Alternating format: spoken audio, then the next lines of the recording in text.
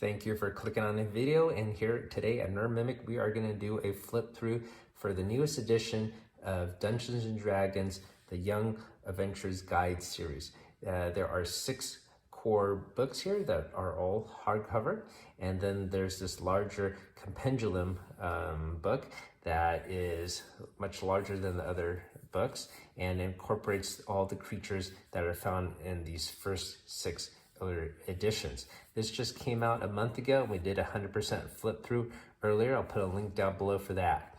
So today we are actually going to do a flip through of this book. This just came out on September 19, 2023. And before we check it out, hopefully you can hit that like and subscribe. It certainly helps small channels like this one get started. And check out our free giveaway we have down below, which is a first edition Dungeons and Dragons module. So that's pretty cool. And if you're watching this from the future, we have other giveaways, and I'll put a roadmap video down below for that. So let's flip this book over. And you can see here in the description, you'll hold in your hands an immersive one-of-a-kind guide to the strange, sinister, or serene locations of the world's most beloved tabletop role-playing game, Dungeons & Dragons, featuring amazing illustrations and expert insights. And in regards to illustrations, I would say 99% of the illustrations done for these series are all unique. They are not recycled, so that's pretty cool to use these as inspiration for yourself and for others. Let's continue. Places and portals shines its torchlight on the geography, inhabitants, and legends of D&D landscapes, from the challenges of the Forgotten Realms to the wild and wondrous spaces and places beyond. If you are eager to start your own Dungeons and Dragons adventures, this guidebook provides the perfect starting point for creating worlds of fantasy and weaving an epic story all your own. So this book series is geared towards young teens, and you can think of it sort of like a cliff notes of certain places or monsters or classes, and acts as a summary. However, it does provide a good background and encyclopedia. Even for myself, I find it just easier to peruse this rather than going through a dense guidebook or handbook. So let's get started.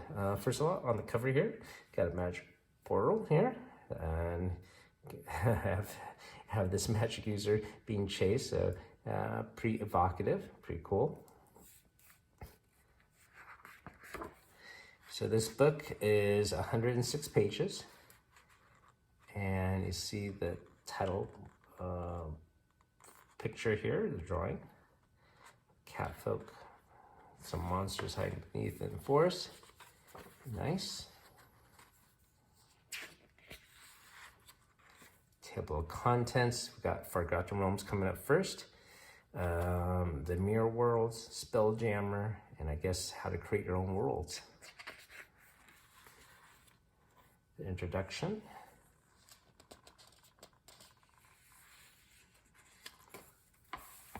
So here we got Forgotten Realms. Let's get this Compendium out of the way.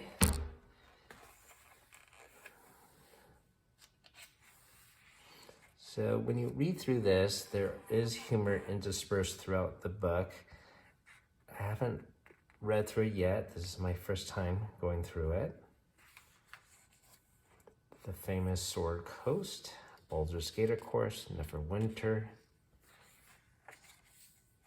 Waterdeep. Beautiful painting there.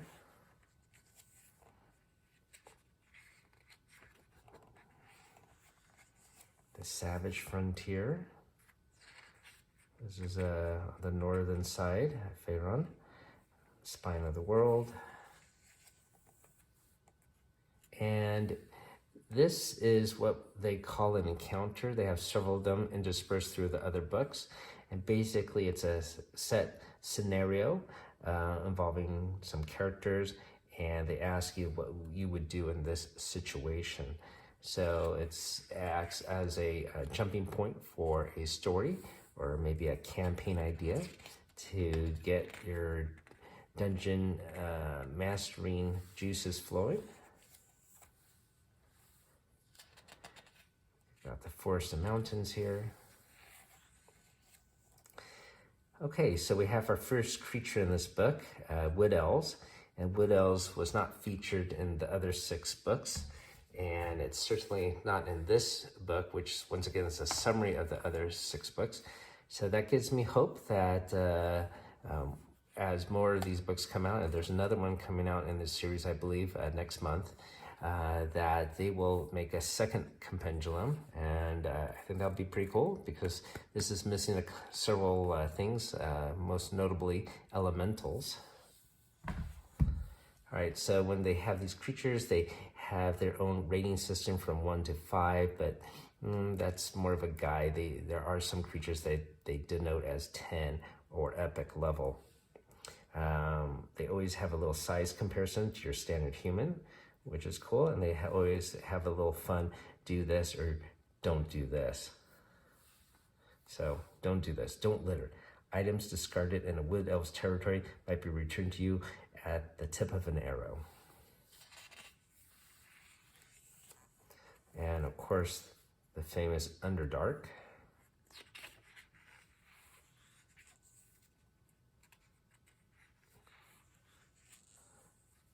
The Hookor. You see how huge he is. The Farlands. All right, so this is Traveling the Realms, and this section is going to be devoted as to navigating your way or journeying in between sites, which it's always a little bit boring or challenging for a DM to make exciting as you run a campaign, getting from one site to another. So here you could use compass, lodestone charts, maps, of course, travel methods. Can I ride a dragon or a unicorn? Different vehicles.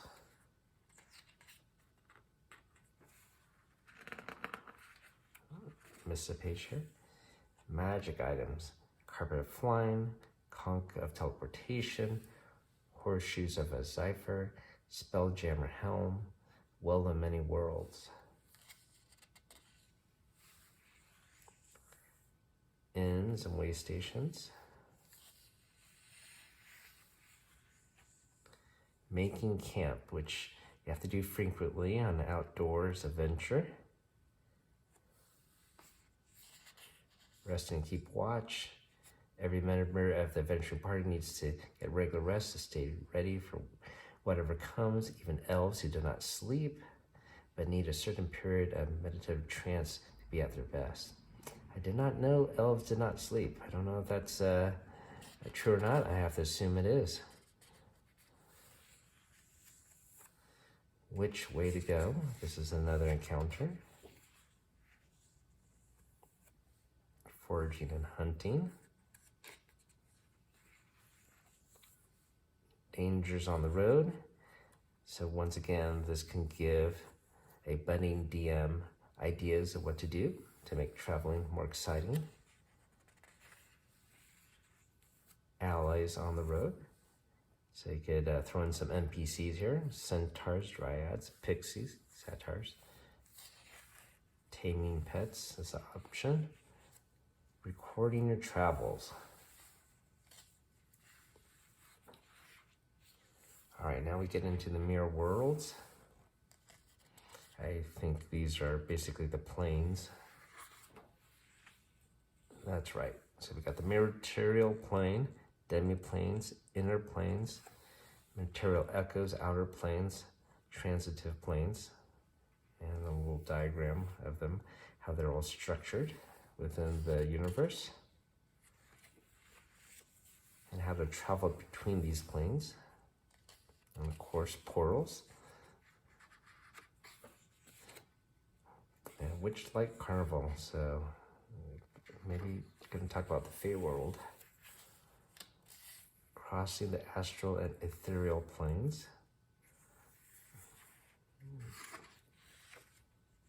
Oh, here we go, the Feywild.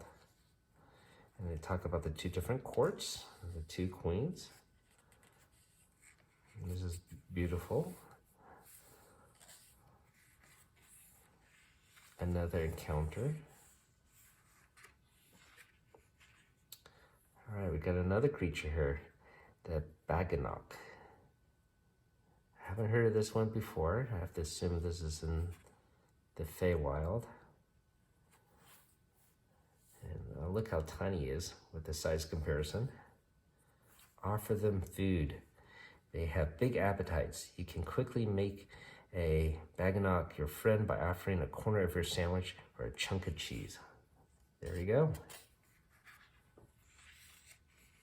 The Shadowfell.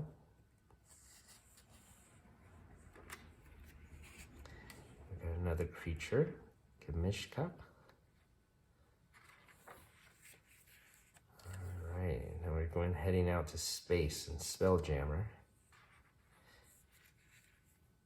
Sailing to space, the astral sea and wild space.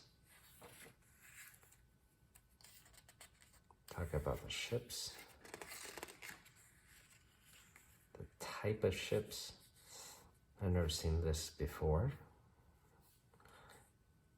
It's pretty cool to see this. I've never played Spelljammer myself.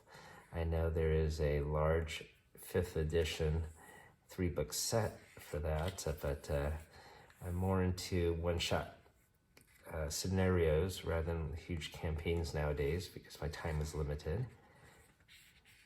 But I'll be definitely reading this so I can familiarize myself with the whole universe. And of course, Boo is one of the giant space hamsters. Another encounter here. So we got our first dragon here, the lunar dragon. And no sun dragon, so I'm assuming they'll mention the sun dragon in a later book with a different theme perhaps. Maybe it'll be dedicated to Spelljammer itself. Astral elves. A realm of your own. So design your own dungeon, I suppose, or plane. Just like Critical Role has their own world, I guess this is trying to give you an idea how you can make your own world as well. Cartography, the scale, recording landmarks, mapping paper, a little cheat sheet. So when you have a hexagonal grid, you know what to fill it in. So if you was a kid trying to make your own map, this would be helpful. Or adult, for that matter, a person, kid at heart. Inhabitants, we got settlements here and how to populate them, deciding who lives there, why does the settlement exist. So trying to get the world grounded in reality. How to populate it with monsters and layers. This is a nice painting itself. And using travel to tell your stories, which I definitely need to learn this because I usually skip it in my DMing sessions. All right, so who are your characters? Where does your adventure begin? When does the story happen? How do things change as the story progresses? What should someone feel as they explore your world? Why is the party going on this adventure? Well, these are all very good questions. And that is it. 106 pages of D&D goodness. This is Places and Portals. I hope you had fun going through this with me. I will definitely take time to read it thoroughly later on tonight. Thank you for watching this. Hopefully this inspires you to check out this series. Please don't gloss over it just because it's geared towards young teens. I do think it's quite helpful, and especially this book itself. So thank you for watching. Everyone have a great night. keep on adventuring out there.